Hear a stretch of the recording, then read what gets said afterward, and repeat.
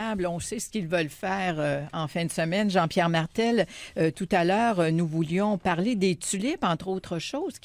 La vente de bulbes de tulipes est en perte de vitesse. Oui, il semblerait qu'il y a des rapports là, qui convergent là, dans le sens que la vente des bulbes, surtout les tulipes, sont en perte de vitesse. Peut-être à cause que c'est un petit peu plus d'entretien que d'aller avec les personnages ou les jonquilles, étant donné que les tulipes, on doit les retirer à chaque saison, les entreposer puis les replanter.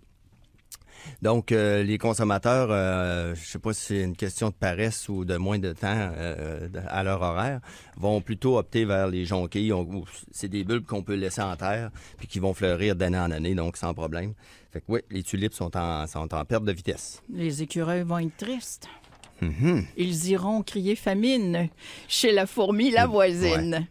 Bon, et puis la division des vivaces, c'est le temps, hein? Oui, un autre sujet là, dans l'actualité, c'est de diviser les vivaces. Principalement aussi, on va se concentrer sur les vivaces de floraison de printemps. On dit toujours, il y a une règle là, qui est de mise. Si vous voulez pas affecter la floraison d'une vivace, les vivaces qui fleurissent à l'automne, on les divise au printemps. Tandis que les vivaces qui fleurissent au printemps, on va les diviser à l'automne sans justement affecter la floraison comme telle. Transplantation des arbustes feuillus, ça veut dire les feuilles caduques, ce qu'on appelle caduques qui tombent. La majorité, là, je dirais, pratiquement tous les arbustes caduques peuvent être transplantés à l'automne. C'est le temps idéal.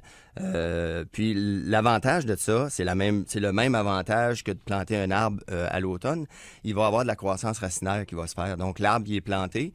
Puis même s'il n'y a plus de feuilles, puis il est tout près de la dormance, il y a quand même de la croissance racinaire qui se fait. Donc il va s'implanter dans son milieu. Puis il va y avoir beaucoup moins de choc là, la saison suivante. Puis vous le dites toujours, hein, c'est le meilleur temps de l'année pour faire ces travaux-là. C'est le meilleur temps de l'année. Les plantes sont en dormance, donc on peut les manipuler là, sans qu'il y ait de choc. Mais pas nous. Pas encore. Beaucoup de questions d'auditeurs. Tout d'abord, quelqu'un, enfin j'imagine c'est un spécialiste, est venu couper les branches visiblement attaquées par la grille du bouleau. Oui.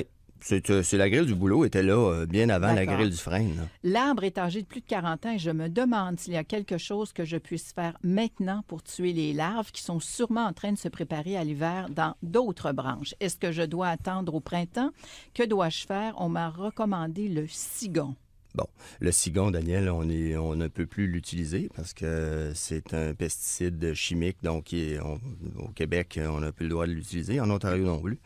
Est-ce qu'il y a quelque chose à faire? J'ai fait une consultation la semaine dernière où, justement, il y avait des bouleaux qui étaient atteints par la grille. Généralement, ce qu'on fait, c'est qu'on coupe les branches qui sont affectées pour essayer Et on les brûle ou on les détruit. Faut les détruire. Par contre, Daniel, tu vois, c'est vraiment... ce bouleau-là, s'il avait été fertilisé régulièrement à tous les 5-7 ans, il aurait peut-être été capable de se défendre. Son système immunitaire aurait été on plus l'aurait fort. renforcé, etc. Petite note encourageante, c'est que le pesticide qui est utilisé contre la grille du frêne a été homologué maintenant, puis on peut l'utiliser contre la grille du bouleau. Donc, le triazin peut être utilisé contre la grille du bouleau. Il y a eu des essais qui étaient faits. Oui, il faut le faire injecter.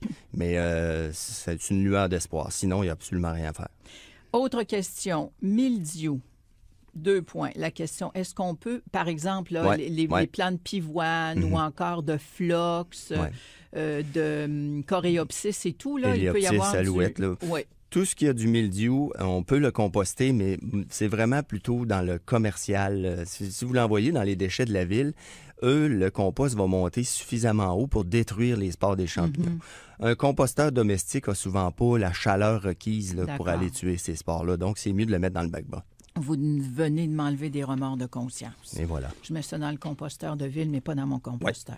Comment préparer ses rosiers pour l'hiver? Ça dépend des rosiers. Ça dépend des rosiers. Les rosiers rustiques, il n'y a absolument rien à faire. Puis les rosiers hybridés, bien là, ce qu'on fait, c'est qu'on peut, on en a parlé souvent, mais on peut les tailler, on peut les buter, on peut mettre un cône dessus. Par contre, ne faites pas ça avant que le sol soit gelé. Parce que si vous mettez votre cône trop tôt, les mulots vont s'installer aux côtés du garde-manger, puis le rosier va y passer un mauvais quart d'heure. Surtout que les écureuils vont être tristes parce qu'il va y avoir moins d'arbres à noix. Et puis aussi, lorsque vous mettez un cône, toujours de l'aération sur le cône, soit un trou sur le dessus ou le pencher un petit peu pour qu'il y ait de l'air qui circule à l'intérieur du cône. Terminons rapidement avec la toxicité des racines des noyers. C'est une question, j'y mets un point d'interrogation. Oui, c'est une question. On sait que les noyers, c'est des juglands, le genre botanique, c'est le jugland, et ils produisent de la juglone, qui est une toxine naturelle au niveau des racines.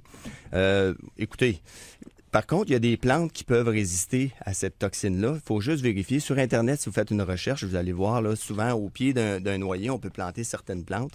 Par contre, oui, c'est un fait qu'on dit souvent, à la base d'un noyer, il n'y a pas grand-chose qui pousse. C'est vrai, même le gazon. Donc, c'est une toxine, justement, pour compétitionner contre les autres arbres et ainsi de suite, là, pour prendre la place. On n'a plus le long recensement pour nous, citoyens, mais semble-t-il qu'il y a un recensement pour les noyers. Êtes-vous au courant de ça? Il y a un auditeur qui nous... Non, c'est pour les carriers. Pour les carriers. Mais c'est pas la même chose? Le sentier des carriers, puis entre autres? Vous avez raison, Daniel. Le noyer, c'est le noyer cendré. Le noyer cendré est une espèce qu'on protège. Et puis, les développeurs qui, justement, ça m'a été demandé quelquefois d'aller sur des nouveaux sites, identifier, voir si c'était bel et bien des noyers cendrés. C'est le noyer cendré qui donne des noix? Les deux. Quand on voit dans le parc de la Gatineau, là, c'est écrit Icori. Oui. Ça, c'est noyer cendré. C'est aussi bien noyer noir que noyer cendré. Bon. Sauf que le noyer cendré va avoir une noix plus douce. Le noyer noir est plus amer. Donc, on l'appelle le bitter nut. Mais les deux se mangent. Les deux se mangent. Il faut faire sécher ça sur de la broche de poule. Oui, puis ça peut prendre entre 3 et 6 semaines, là, justement, à faire sécher ça. Oui, mais je disais hier à mon collègue Daniel Mathieu, on fait sécher ça sur de la broche de poule et pour Noël, on casse les noix, on fait un sucre à la crème absolument extraordinaire. Merveilleux. Je le sais, j'en vends au kilogramme. Non, je les donne chez moi. Merci beaucoup, Jean-Pierre Martel. Ça fait plaisir. Merci.